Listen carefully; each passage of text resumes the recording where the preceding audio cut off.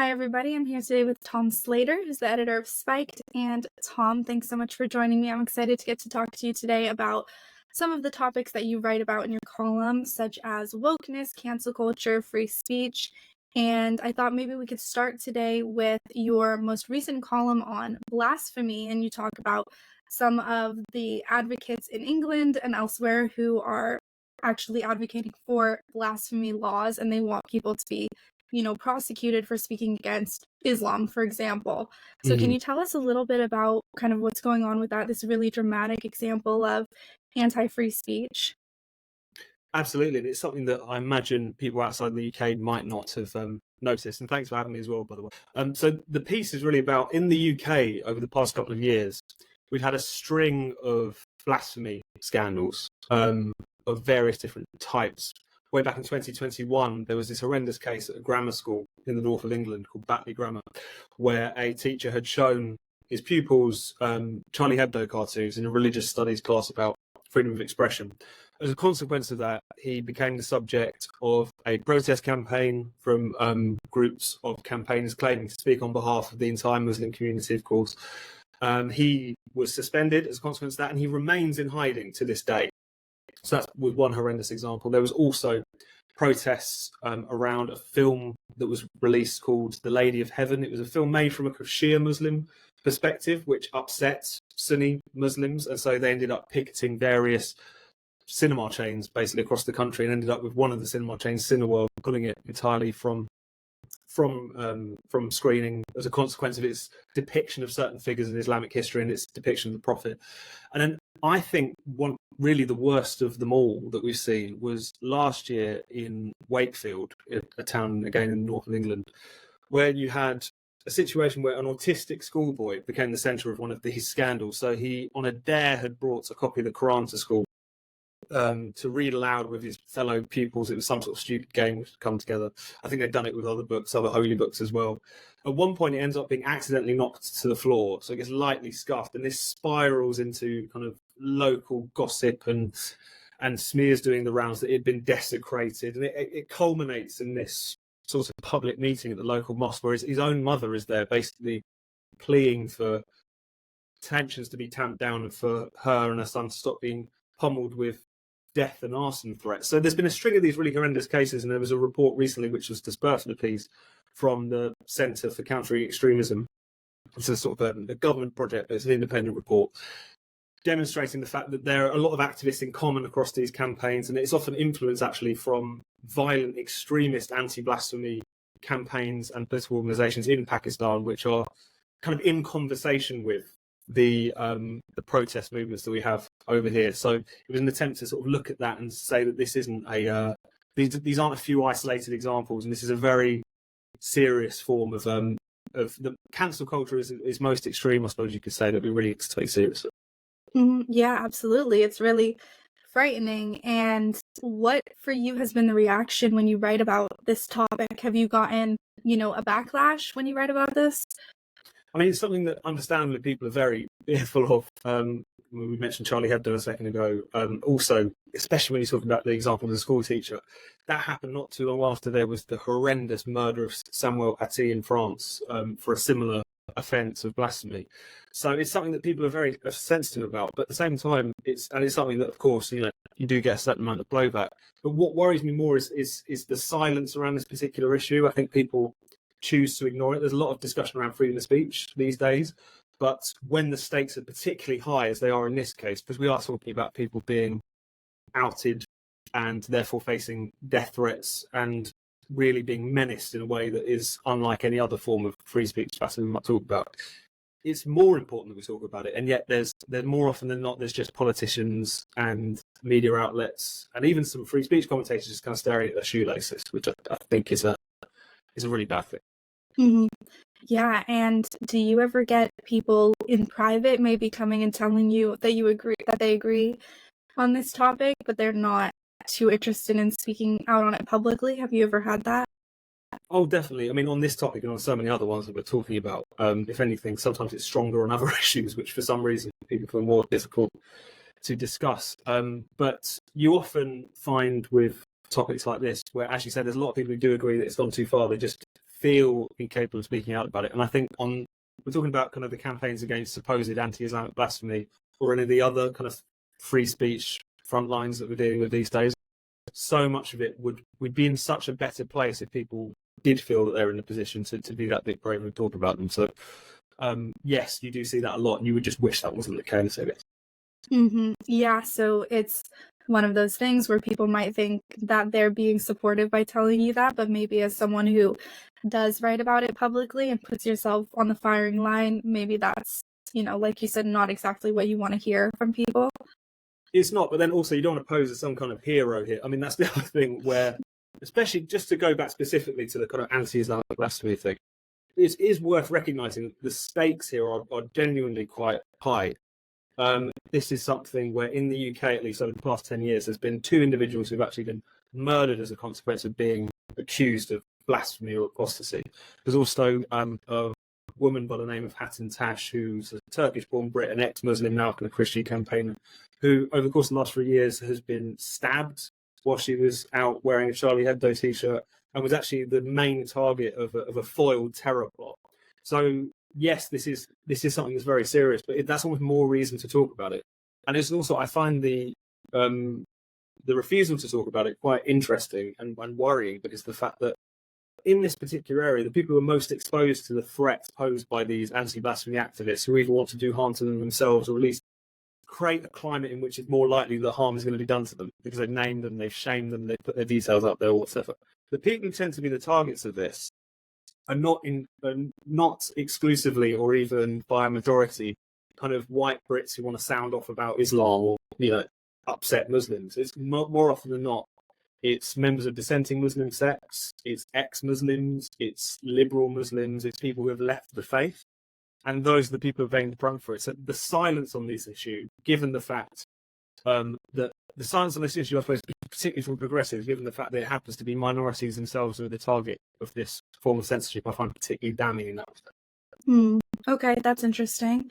And where do you see this issue going in terms of the future? I mean, do you see it getting worse, or do you think there might be a change where more people speak out about it and then it kind of loses its power?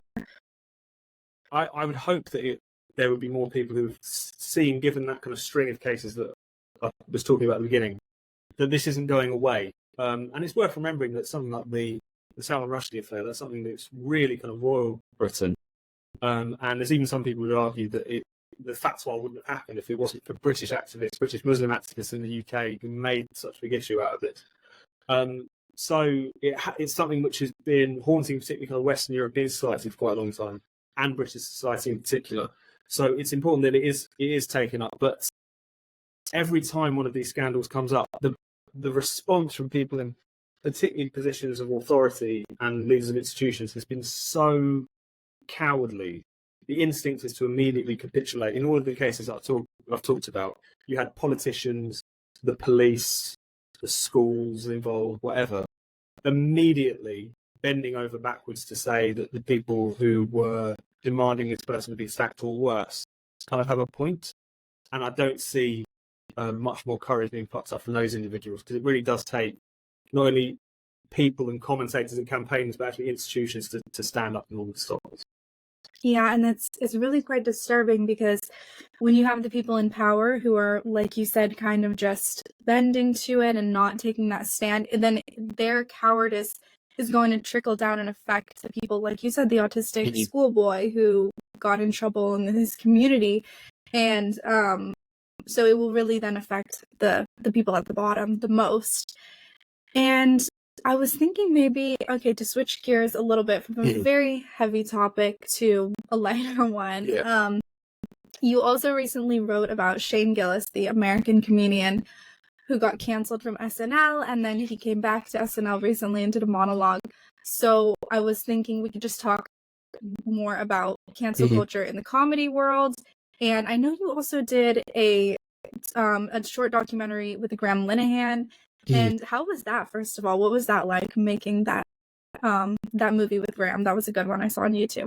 No, thank you. No, it was really interesting, because what I wanted to get was more of the sort of human side of cancellation, I guess. Like the arguments were very very well aerated at this point, although I'm sure we'll get into that as well. But just looking at that particular issue via one individual story, and it was interesting because it just really gave you a sense of not only the personal toll that is taken when you become when you're in the sort of middle of the maelstrom, as it were, but it was also trying to demonstrate, there's a bit of this in Shane Gillis as well, is that things are sort of changing. I mean, Graham Linehan, who, as many people who watch your show, I'm sure, know, is this comedy writer, also sort of gender-critical crusader, and was really put through the ringer as a consequence of his views, lost loads of work, was ostracised by the comedy industry and so on, lost a lot of friends as a consequence of the fact that he's taken up, I think, a pretty common sense positions in relation to questions of gender and trans kids and so on. It's really positioned now where people like Graham are being vindicated. The NHS in the UK is beginning to change its policies far too slowly and unevenly, but nevertheless things are starting to shift. There's even been a bit of a... He's even starting to get a bit more of a sympathetic treatment from the mainstream media, for example, that he wasn't getting previously. And he's just brought out a memoir. And that was also part of the story we wanted to tell as well, is that people like him are starting to be vindicated. It's not really... It doesn't necessarily mean that everything is fine now, that it makes up for all the months and years of being put through the ringer, as it were. And also, it's not often explicit. It's not as if kind of the great and good get together and hold a ceremony and say, actually, you're all right, Graham, you can have your former life back.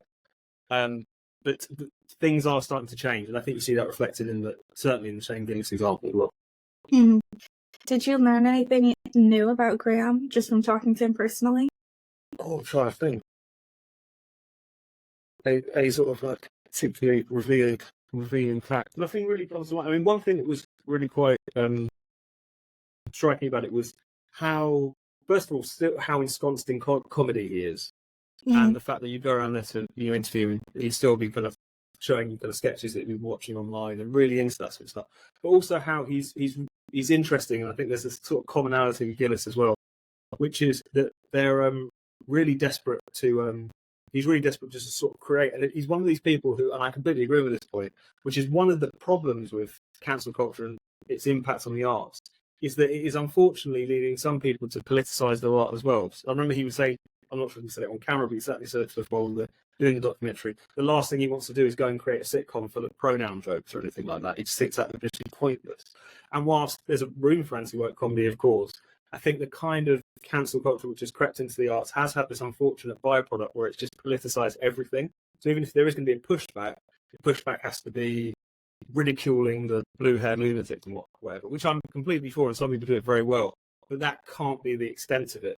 So I think it was interesting hearing him talk about that, and it kind of reminded me that that's one of the great tragedies of art and culture right now, and the impact cancel culture has on it, which is that it's just brought politics into art and culture constantly in a way that isn't always particularly interesting or aligned. Mm-hmm. Right, it kind of goes around and around, like the woke people make their stupid content and then it gets made fun of, but it's all about that same topic. And I could see that. What about, so with Shane Gillis, your article, it seems like you enjoy his comedy. What other comedians do you enjoy watching? Well, this is interesting because it seems like whenever I get into a comedian or comedians that I liked growing up all end up being cancelled. So I was a huge Dave Chappelle fan when I was a kid, and the fact that he's now become the biggest pariah in the world, I think, is quite interesting. And that was the thing, was that this is such an unoriginal point. I'm almost embarrassed to make it, but it was just taken as given even relatively recently that comedians were supposed to be that little bit insensitive, offensive, would walk up to the line and then potentially walk back from it, or not. That was just kind of part and parcel of the deal. Some of the people who I really enjoyed when I was younger, and still today, who were still very fated in that time, were genuinely outrageous. I was a big Teresa Neal fan, incredible comedian, said some absolutely outrageous things, genuinely outrageous in the way that the sort of things that can get comedians in trouble these days sort of pale in comparison. So are there any you can remember that you can repeat? Because I'm not familiar with the comedian. I'm sure he's got a great routine about how he's upset with Obama. He's an African American comic, for those who know. He's unfortunately deceased now, and he talks about how white people are getting very upset with Obama. He says, "Look, I'm upset as well because I thought I was going to have a white slave by now," and he has this whole sort of routine about that, which is really outrageous and very, very funny. Which gets more outrageous as it goes on, so I won't repeat it. But he's great. And obviously, the whole comedy and offence thing is like a never-ending debate. It's going to fuel sort of daytime TV arguments and argy-bargy forever. But it just feels so much more intense now. And also there are tools available for people to actually bring those comedians down in a way that didn't exist previously. And also, whereas previously you had comedians who might upset the religious or might upset some other area of society and might upset even people in positions of power, they could still more or less count on the support of their peers and their industry to kind of back them up. Whereas now it's very internal. Quite literally, in the case of Chappelle, we have people at Netflix, at the streaming services at which he's basically gainfully employed, in open revolt against him. And I think that's probably part of the big shift, is that previously it used to be the comedy industry or the entertainment industry being kind of barracked from afar, from like a different institution or from different group of campaigners. Now it's all internal, and that's made it so much worse at Tea Party. Yeah, it seems like it used to be that at least in the comedy world, people would get that, like, oh, people from outside, they're not going to always get it and they're going to be offended, but we understand that it's comedy. Whereas now they want to also posture and be morally virtuous instead of standing up for their fellow comedians, like Graham Linehan, who talks about, and I recently interviewed him about the book, and he talked about how none of his friends from that industry stood up for him. And it really is tragic to hear him tell that. You can see the pain in his eyes still talking about it, because he was so close with these people professionally and personally, and then they just deserted him. And it's like you said, it wasn't that they even wanted to talk about it, to disagree with him necessarily. They just were silent. And that's what's so crazy. And then you see all these woke comedians who are speaking up about these topics, but in the sense of like everyone should be on board with, the trans agenda and all these different woke ideas. And so it does seem like quite a change has occurred. No, absolutely. And it's something which maybe it's kind of snuck up on us, but you do look around now and you just think, not only is it really bad from this perspective of free speech or just the sort of human cost that it inflicts on people who do find themselves cancelled, often for no other reason than they've taken a position which people at the top of the comedy industry have decided that they don't like. But it's also it comes at such a creative cost. Like in the UK, in America, it's a very similar story where the preeminent comedians, or not exclusively, but a lot of the ones that are being very kind of rammed down people's throats, are not just incredibly woke. That would be one thing. They're also really terrible. Like they're there because they're woke, not because they're good. And the phenomenon of sort of clapter comedy, as it's sometimes referred to, is now so widespread. It's just such a tragedy for the art forms in question, as much as it is. Wait, for so what does clapter comedy? Clapter comedy, as some people. So almost like you're trying to get a clap rather than a laugh, or you're trying to get people vigorously agreeing with you, rather than just having that gut visceral reaction to something that they find amusing or a little bit risque. And that's something which is so endemic now. And as I say, it's just rubbish for the art form as much as it is rubbish for free speech and a interesting dynamic society. Have you changed your views on certain things, or have you always kind of been aware of these strains of, intolerance and suppression of free speech? Like what's been your kind of journey to being the editor of Spiked? So I was kind of put onto Spiked at quite a young age, as in I started writing for it at quite a young age, and I've been working there for over 10 years now. So as a consequence of that, the time in which I was really getting into politics, I was also reading a lot of Spiked, and so I was pretty well inoculated against a lot of the kind of problems that were going on the left. I mean, Spiked was very early in recognising, and a magazine that comes out of the left-wing tradition and lineage anyway, that things were really going awry. So very early on, writing about the problem of what used to be called political correctness, now becomes sort of wokeness on university campuses, the no platforming or censorship of supposedly heretical or offensive individuals, how that was affecting the culture more broadly, the move away from a sort of traditionally and genuinely anti-racist position to this new identity politics, which seems to actually repudiate a lot of those principles of anti-racist positions. The gender issue was something that certain writers at Spiked have been writing up from relatively early on. So as a consequence of this, I was always kind of aware that this was going on. To the extent that things have sort of developed, they just seem to have been put on kind of overdrive or put on steroids in the course of the past 5 or 6 years. But it is interesting looking back how, not just how, even though we talk about kind of woke identity politics and cancel culture as if it's something which appeared out of the clear blue sky in about 2013 or something, it is so clearly, I think, a continuation of trends that have been running for at least 20 years, really, in terms of what used to be talked about as political correctness, the kind of first wave of kind of campus hate speech codes that we saw in the US and that kind of filtered through to the UK as well, or manifested itself in a slightly different way.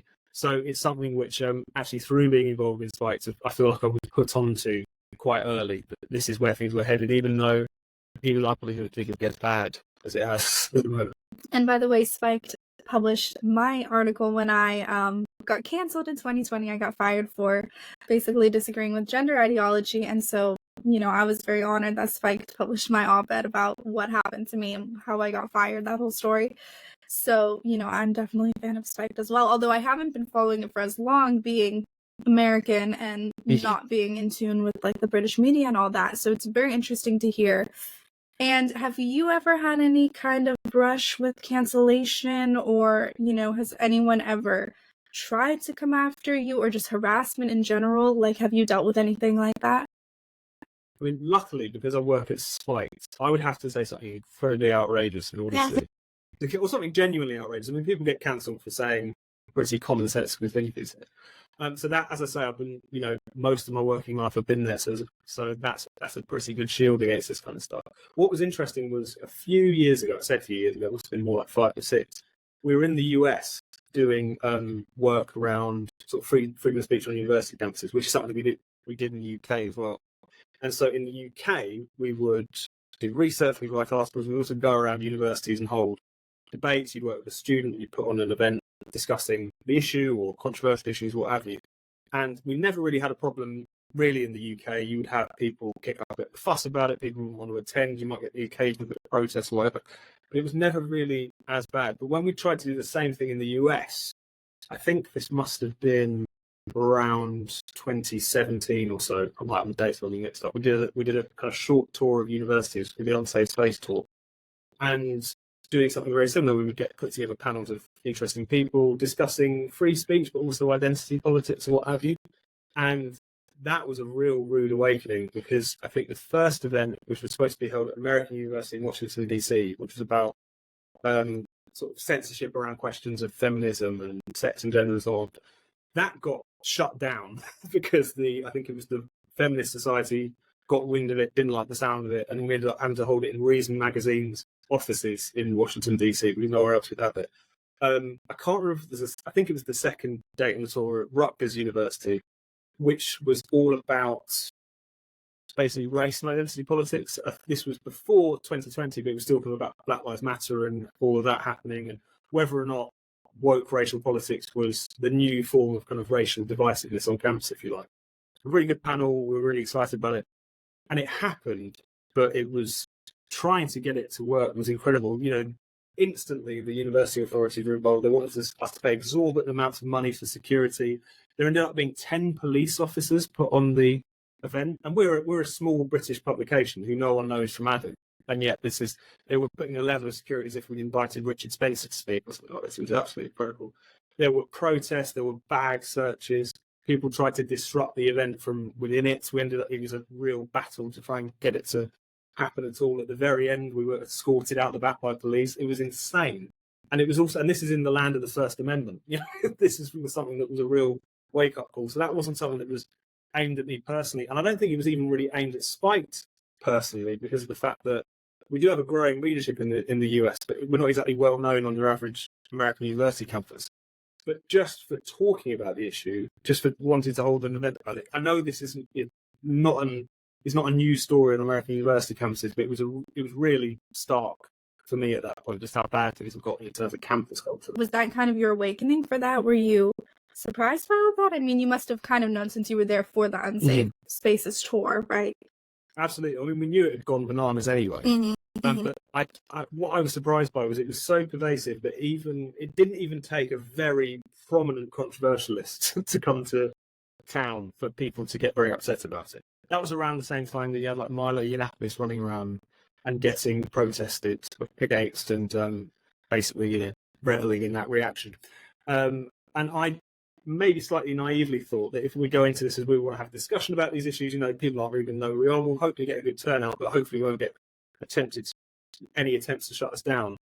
Even despite all that, the response was still incredibly vitriolic. So it wasn't that I was naive about how bad things have gotten, but maybe the full extent of it had somewhat escaped me. Yeah, I mean, I was the same way. I thought that conversations were possible, like right around the time before I got fired for my tweets around gender. I had thought, there's a high likelihood that this issue will probably come up because I do talk about it on a personal level under my real name, unrelated to, my professional life, but it could be easily found since I'm not anonymous. And so I was fully ready to have that conversation, defend my views and prove, in quotes, that I'm not hateful or bigoted. But what did take me by surprise, and I think kind of revealed to me my naivete there, was that there was no conversation at all. There was no possibility of a conversation. It was just a very swift firing, like that was it. And so I've since learned that happens all the time, or it did happen all the time, especially around 2020, that era. But yeah, I think similarly to you, I kind of thought that there would at least be some room for a conversation, even if it was an emotionally charged conversation. But then you find out people really, they're not even willing to talk. It's like a form of hysteria as well. It's not even necessarily a case of they've got a particular beef with you or they've got a particular vendetta against you, or that may well have happened in your case or other people's cases. It's just that they get wind of anything that smells a bit like the thing that they're supposed to hate and they just go for it in this sort of lemming-like fashion. It's fascinating, but as much as there is a kind of clear, very explicit authoritarianism these people have, it's also sort of visceral and hysterical at the same time, which is one of the things that makes it even harder to sort of push back again. Yeah, I think that's absolutely true. And, I think that's why the word triggered really is an accurate one, because triggered means, I think it comes from, psychology, when people have some kind of like an emotional or a trauma that they have and then something triggers them. It's like you said, it triggers that emotional reaction. It's not an intellectual disagreement or critique or analysis. It's like a hysterical response of like, you've violated something, so now I can come down on you as hard as I want to. There's no limits to the response. And there was also something that reminded me of when you're talking about what happens on the college campuses when you visited, that Jordan Peterson said at one point that he managed to avoid student protests by holding his events at 8 a.m. because those kids do not get out of bed early enough to attend that. But, of course, like you said, with the feminist one, they planned or coordinated in advance to try to shut you down. But was that, what was that like for you? Was it at all exciting? Was it like stressful, frustrating, to be in person with those? Did people also interrupt the speakers and like yell out during it? Yeah, so the one that we successfully were able to hold at the University at Rutgers, that was a real, it was a lot of fun, but it was ridiculous. So there were people who basically attended with the desire to disrupt it. So I think the police, this ridiculous 10-strong police presence that we were lumbered with, took a couple of like bullhorns, like megaphones off people and followed their in. And then it was basically, they were oddly respectful for the kind of opening remarks and so on. As soon as it went out to Q&A, which we do a lot of at our event, it was just people just trying to stonewall the whole thing, trying to get the mic and not give it back. Chants of Black Lives Matter breaking out when people on the panel were trying to speak, even though, as Camille Foster, one of the panelists, pointed out, do you think anyone on this panel disagrees with that? It was just kind of constant back and forth. But it was actually a sort of a bit of a riot in the sense that it was a lot of fun in terms of trying to keep this thing just about together. But in the end, we managed to salvage a discussion of sorts, so that was good. It wasn't something that got pulled at the last minute. Okay, so that's still the good side. When you went to university, did you encounter this stuff? Did you encounter the woke stuff? It was a kind of earlier vintage, I guess. So I was at university between 2009 and 2012.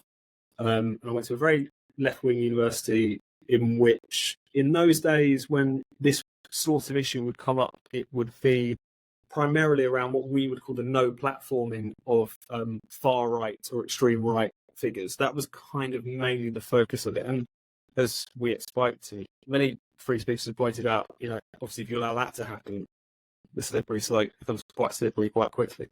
But it was still relatively contained in those days.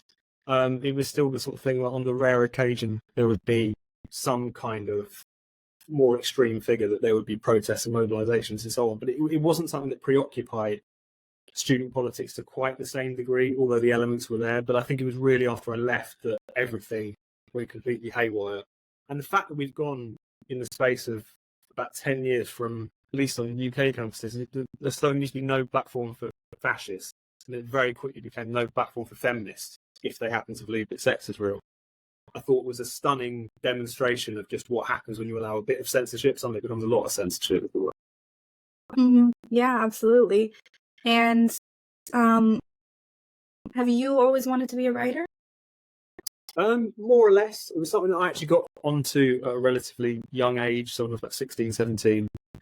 I realised this was something I wanted to do, and therefore kind of started working towards it. I actually interned at Spike whilst I was at university and sort of started right from around that time. So, yeah, it was something that kind of got me a little bit early. I wasn't always going to go into politics necessarily. When I first left university, I was like more about culture, which I guess is where some of the interest in that aspect of cancel culture and wokeism comes from. But no, it's something I wanted to do and started doing a relatively young age. Okay, cool.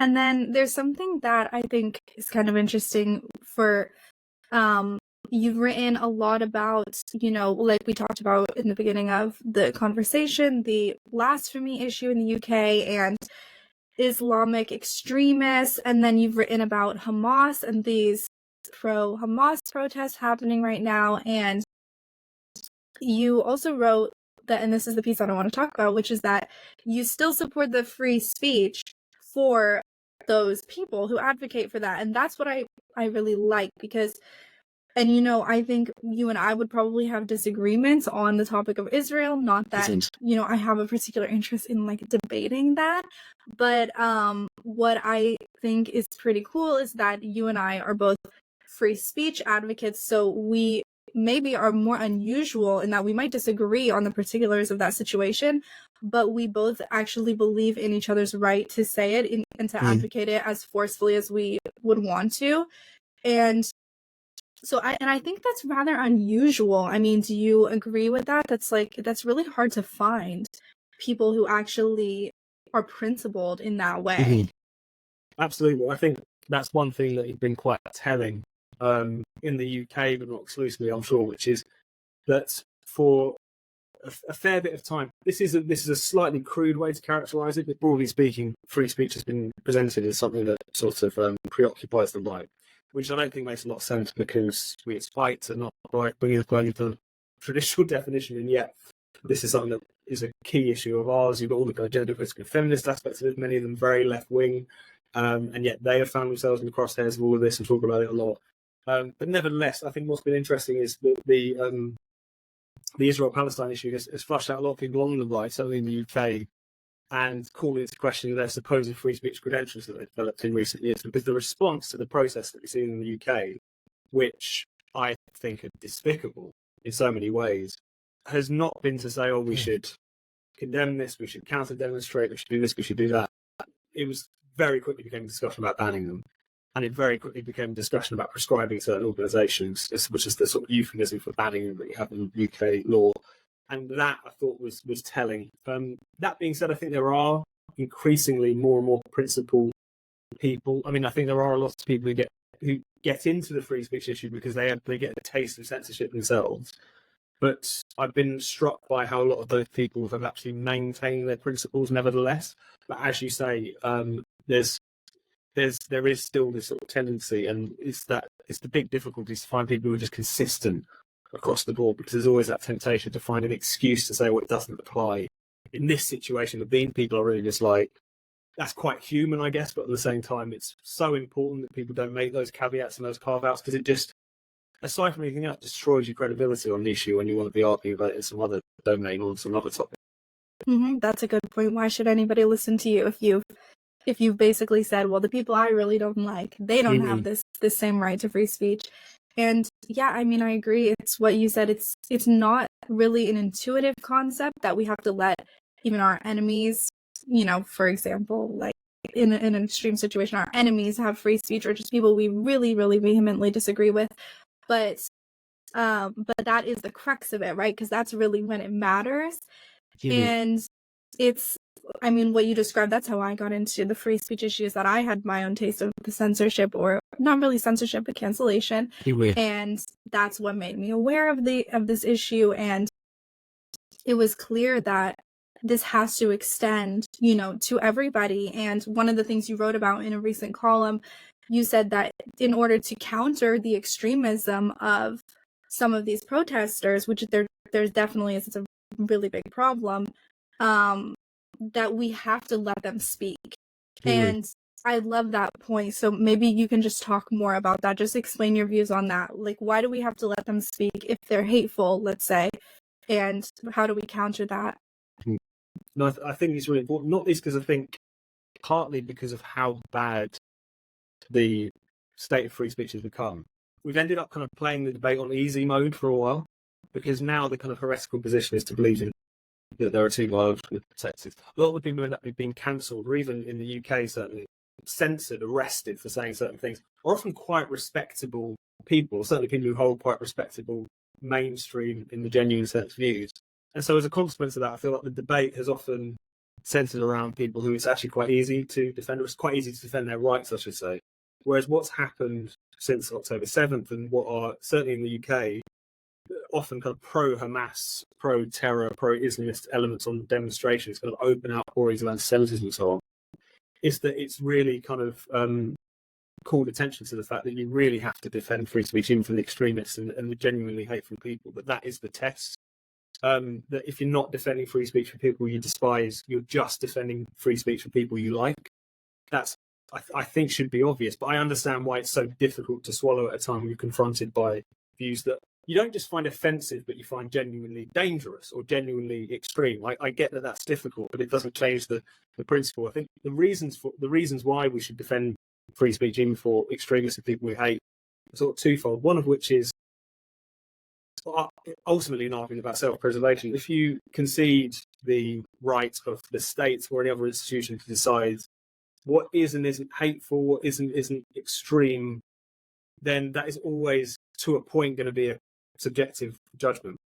And particularly in the time when we've seen, as I say, even quite mainstream people branded extremists for holding quite mainstream opinions, I think it's a reminder of how easily these terms, even though we think we know what they are and we think everyone knows them when they see them, that they actually can be a lot more elastic. And it's just the fact that one person's hate speech could be another person's deeply held moral conviction, which is why the state or the authority shouldn't be involved in defining you, clamping down on those forms of speech.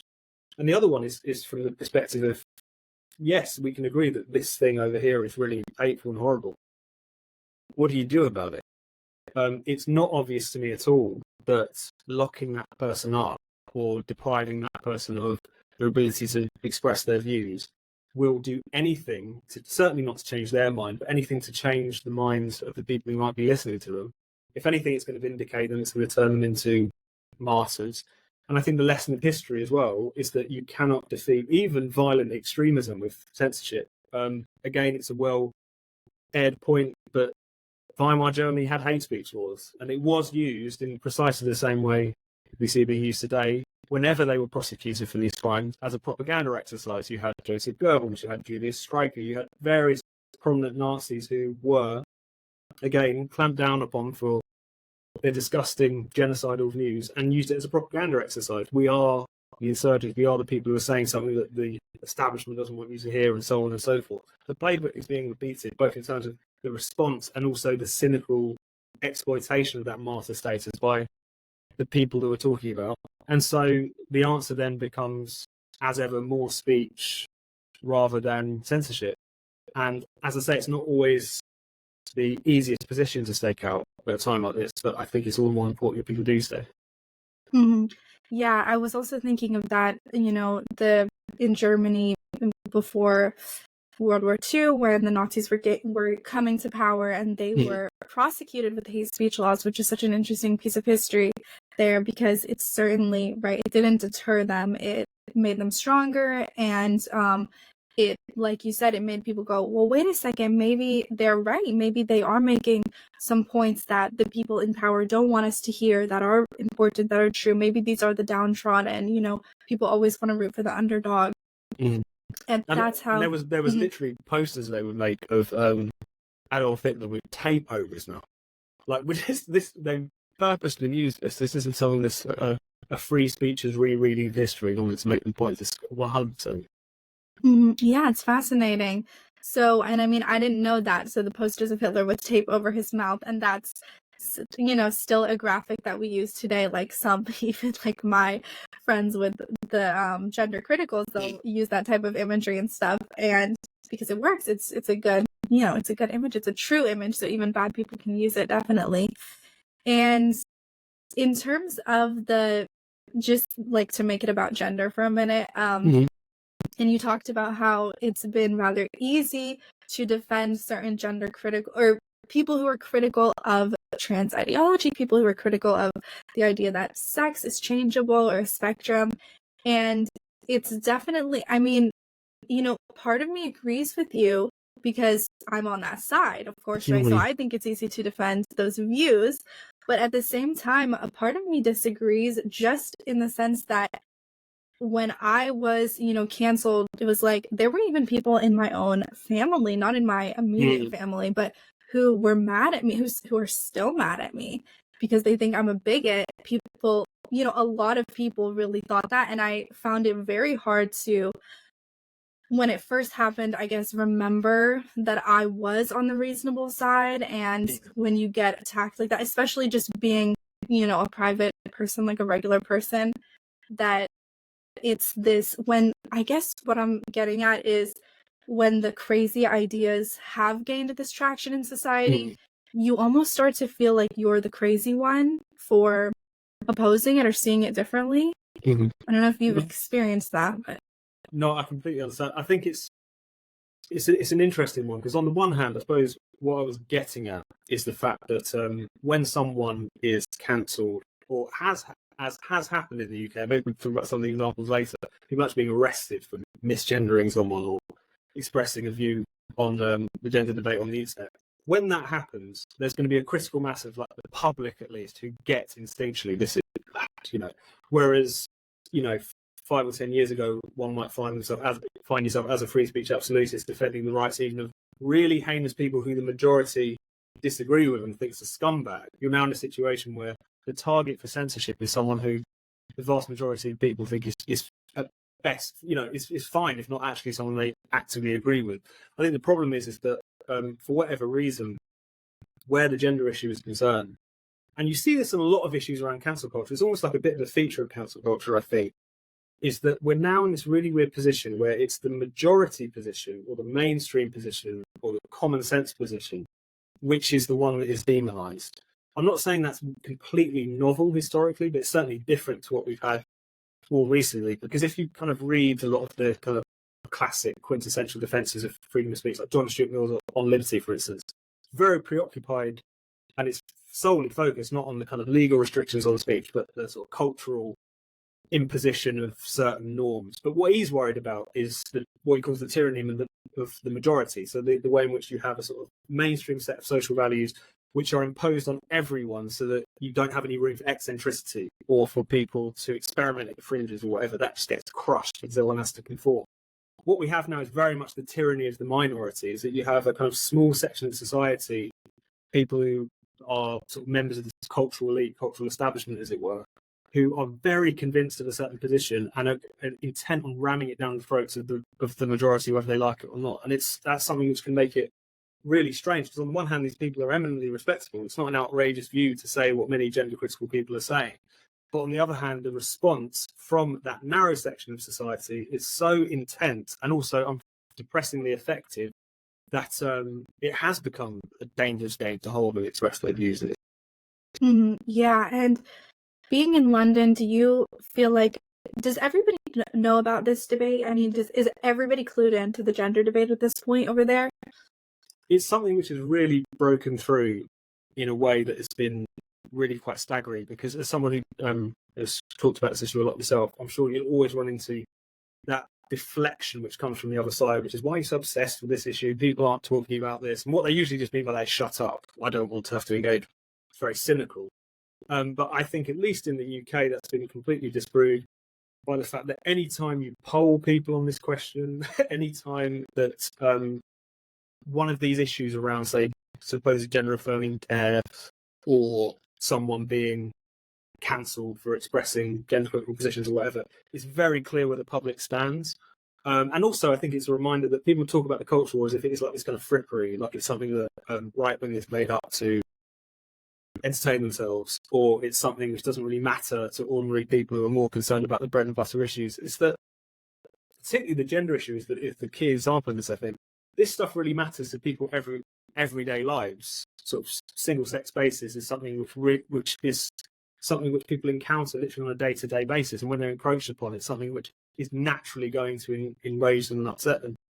This is something which touches on education, what people's children are being taught, how confused young people are being dealt with by the medical authorities. This is not a sort of abstract discussion happening in a sort of queer theory seminar. It's something which has completely permeated down to people's everyday lives. And as a consequence of that, you do find that people are definitely engaged with it. And luckily, although I think it's premature to sort of declare victory, there have been really significant sort of wins and really significant progress in the UK on questions like gender affirming care, as I say, recently the ban on puberty blockers in the NHS, which I think is tantamount, is a testament rather to the fact that these institutions have recognised that the public aren't put up with this anymore. They recognise the problem and they need to respond to it. Yeah, it definitely has felt like a massive change. And, you know, to your point about how this isn't just some abstract idea in a gender studies class, that is so true. And it reminds me of a story that's kind of funny. When I was in college, and one day my friend and I were in the bathroom at our school, at our university in New York, and I saw under the stall door there were high heels next to me, so I didn't think anything of it. And then the person who walked out of the stall was a very tall bearded man, so he was just wearing the high heels. So my friend and I just kind of looked at each other like, okay, yeah, we know what's going on here. But that was, the exact moment. It does, not that anything like bad happened in that situation, other than the fact that he was violating that space knowingly, intentionally. But yeah, it's definitely, it's a present thing in our day-to-day lives, and in much more extreme and serious cases, like you said, with the gender affirming care and the medical care that's been, or care is really the wrong word, but experimentation on minors and vulnerable adults. And I wonder what your opinion is on just the idea that, should medical transition be legal for adults? What do you think? I mean, for, people who are over the age of consent, but, they want to go through with this. What's your view on that? I think it's a really interesting and important and difficult one, because I think any reasonable person can agree that when we're talking about children, the line has to be drawn under that. And the fact that, as we've seen recently with the WPATH files, even these supposed clinicians know that they can't really get consent for the procedures that they've been giving to confuse young people who have no concept of puberty or sterility or any of the things that are going to result as a consequence of puberty blockers, prostate hormones, and all the rest. And I think when it comes to the question of adults, of course, there's someone who really believes in those kind of properly liberal principles where someone should be able to do whatever they wish to themselves, as long as it doesn't harm anyone else. That does have to interact with first do no harm at the same time. And so where you end up with that, I'm not 100% sure.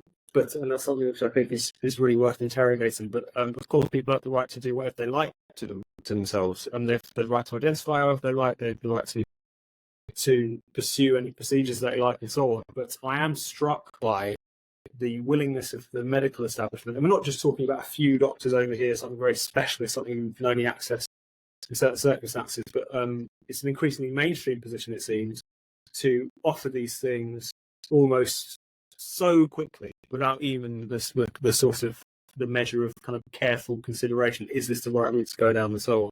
So I think I don't really have the answer to it, to be honest, but I think that's the course that we've got to chart, which is between, yes, people should be able to do what they like to themselves when they are of age, but also surely some questions have to be asked about the entire medical industry now, which seems to be encroaching upon its own supposed oaths at the same time.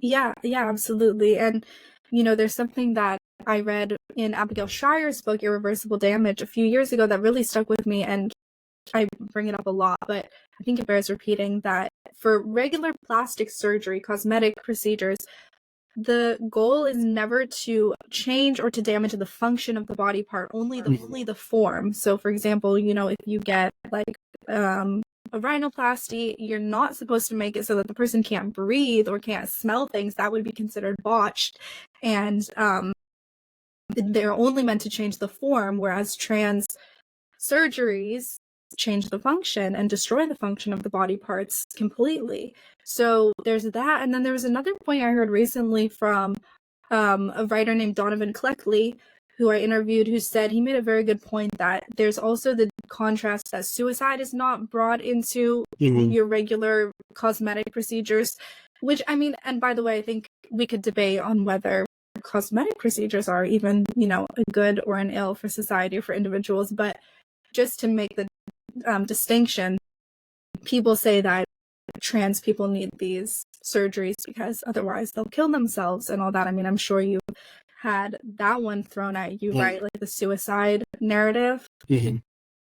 No, absolutely, and it's complete nonsense as far as I can gather. It seems to be based on absolutely nothing. And I feel like, not to draw it away from the other question, but the way in which that is used with the parents of gender-confused children, I think is so morally obscene that it can't be stressed enough. The way in which that you see, to be slightly crude about it, a child brought in and said, well, if you don't consent to this part of it, they may well kill themselves. Such a horrendous form of moral blackmail, and also one that is clearly patently untrue, that it's really quite sinister to be. Yeah, absolutely, I agree.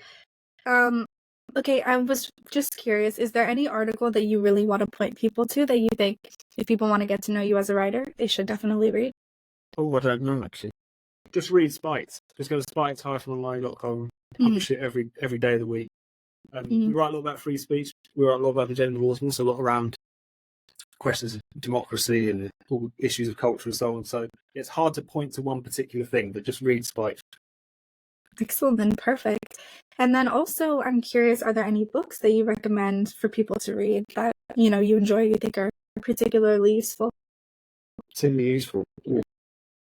This is it's funny, whenever I get asked questions like this, I kind of forget that I've ever read any book ever. Like, they all kind of fall immediately out of my head.